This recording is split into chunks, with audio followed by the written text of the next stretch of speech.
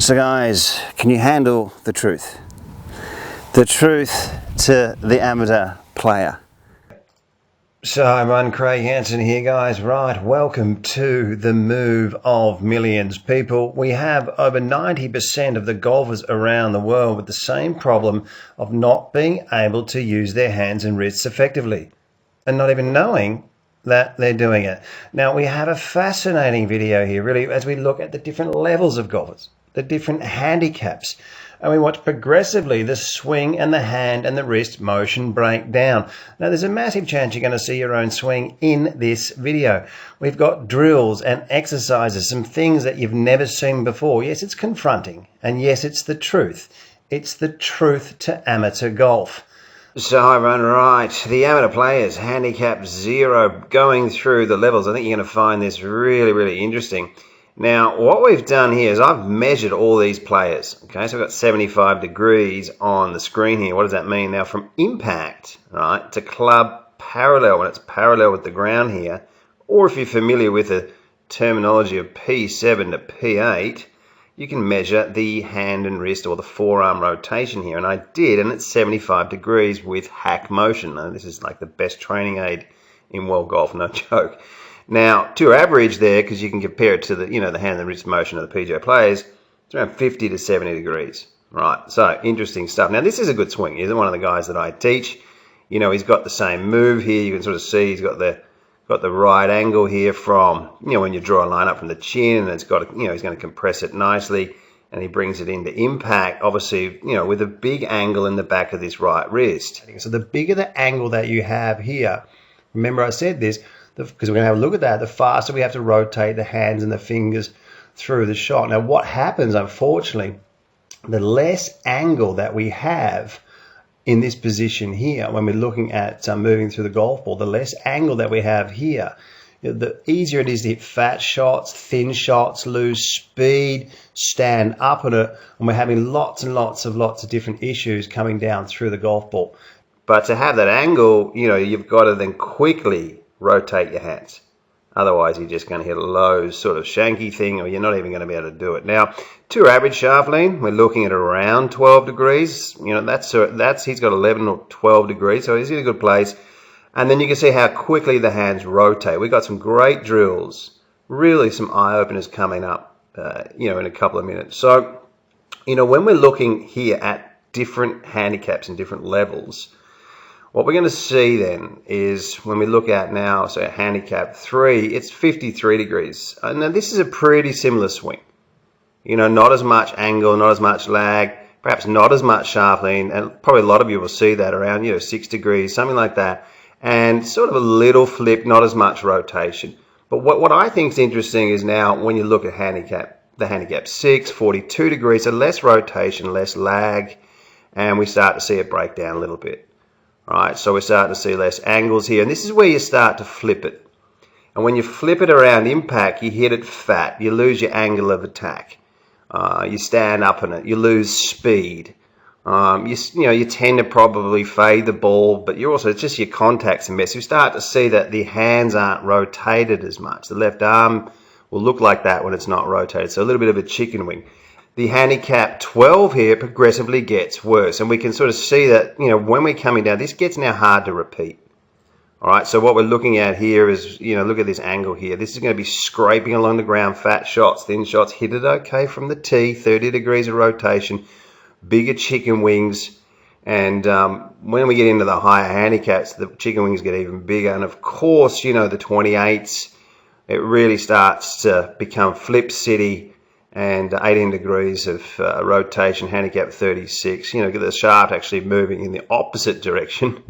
Minus 1 degree of shaft lean and absolutely no rotation at all. So let's look at some great drills here, people. I mean, this needs to be universal. They're practicing on these positions consistently. I'm going to show you how now to move your hands and your wrists much more effectively, breaking you through levels. Stay tuned. I think you're going to find this so interesting, and it's going to make you really open up your eyes and get on the path of better golf. So guys, right, moving through the golf ball, don't be afraid to get this lead wrist to move into extension. It's a great way to pick up speed. It's a great way to really lower your through swing plane And it helps so many people loosen up their swings coming down, getting into impact, but then straight after impact, really getting that lead wrist to move into extension, and it's one side belongs to the other. You know, working, chipping away at these positions. You know, I like to really look through the golf ball here and see that lead wrist in practice swings right up to 45 to 50 degrees, you know, and you can really get some great feedback here when you're looking at, you don't have to be, when you're looking at technique, it's you're being technical, but you're not being mechanical. It's actually supplying feels and feedback and getting yourself in great positions. Lead wrist extension through the ball. We're still getting 12 degrees shaft lean, but we're getting our hands to move much more effectively, picking up your speed. So much speed, much more speed comes from your arms, your hands and your wrists. This is the secret really to creating a great swing, and you chip away at these positions. All right, let's get further on into the video, guys, and some of this stuff is really going to help you. If you stay long term, you're really going to reach your potential and your goals. So hi everyone, we're here nice and early this morning. You might hear them cutting the greens in the background. People, what we're firstly going to look at here is creating the movement, creating some body awareness and firing that nervous system and making change. Now let's have a look at this first drill without a golf club before we move into some drills with the golf club. Now get yourself, when you're doing all your drills, in a realistic address position. This is always going to help you. Now I want your arms to hang down. I want the left palm pointed towards you and the right palm pointed away. And just the first drill is just to create this rotation, just to let the arm swing. But what you're going to do is get this elbow to brush your stomach on the way through. All right, now what we're trying to do is create separation without the tricep moving the shoulder. That means from the elbow joints down. Just see if you can do this. It's a really important part. Rotating the forearms, the hands, the wrist without the tricep, without the shoulder. And this is difficult for a lot of people. This is what we're going to do. This is the first drill, right? Just to create the awareness and just to feel what you're doing. The next drill, what I want you to do is just with your left hand. Okay, this is an interesting one. And what we're going to do is pretend that we're going to point the thumb at the ball, pretend we're gripping the golf club. Now, when we come down, I want this thumb to be pointed at a right angle when the logo's under the chin. I want to rotate the thumb to the ball, and just on this outside of the lead thigh, I want you to see these fingers, and your thumb's going to be pointed at the target. Now this hand rotates quite quickly.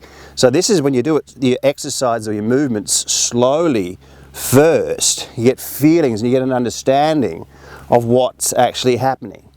Hands opposite the thigh, rotating the thumb to the ball and rotating to here. And it's just on the outside actually of this lead thigh, you'll be seeing these fingers. And these are some of the drills you should be doing at home. You should be doing all the time, just moving the hands back and forth. Now the last drill, we're going to grip the thumb.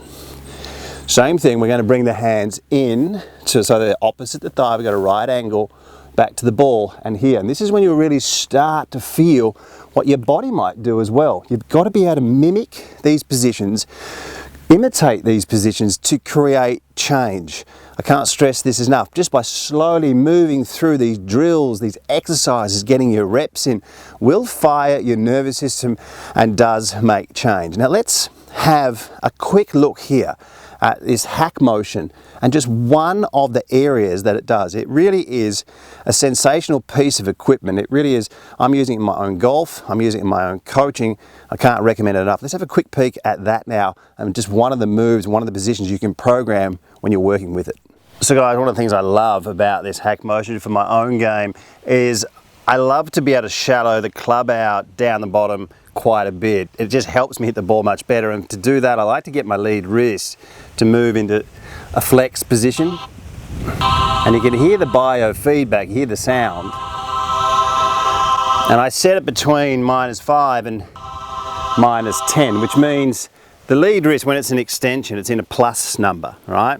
If it gets to 0, it's you know, pretty flat, but if it bows a little bit, it moves into a minus. And that's what I get the feedback. And you can use your mobile phone, you know, you got it on the screen in front of you, you use your iPad, you got a little stand like this, and you know, you can get in there and really feel where that club's coming down. And if I open up the face, it's gone. And then of course you can hit a shot and you got your feedback. Guys, if this is like, it's just a no-brainer. If you're working with evidence-based instruction, and if you're serious about improving your golf, this is just a great thing to do. HACKMOTION, you can, you've got the V1 Golf to film your swing.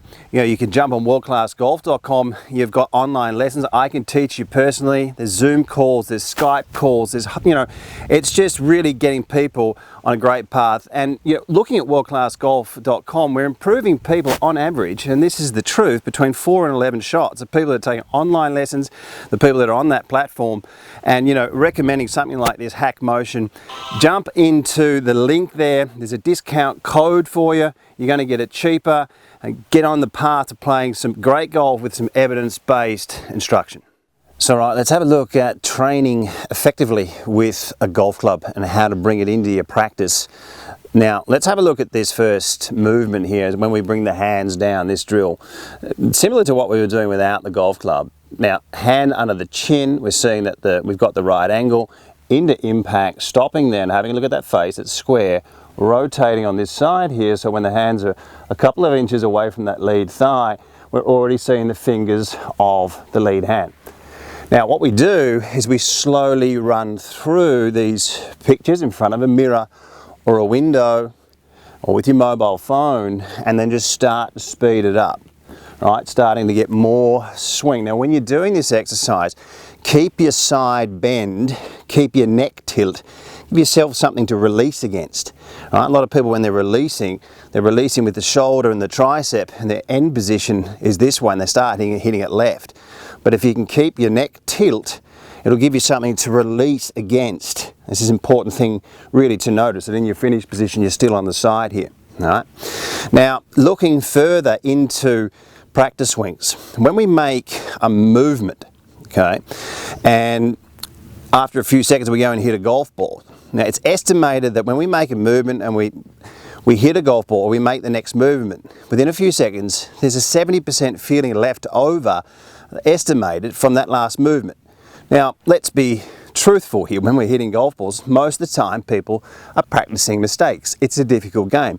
This Move of Millions video is all about getting to the next level, understanding the truth about amateur golf and then practicing more effectively. So if you're practicing the desired movement, meaning if you can do a practice swing, has all the bits and pieces that in there that you'd like, or as good as you can do it, and then you make this movement and you hit a golf ball, then you start to make change. Then you're practicing effectively.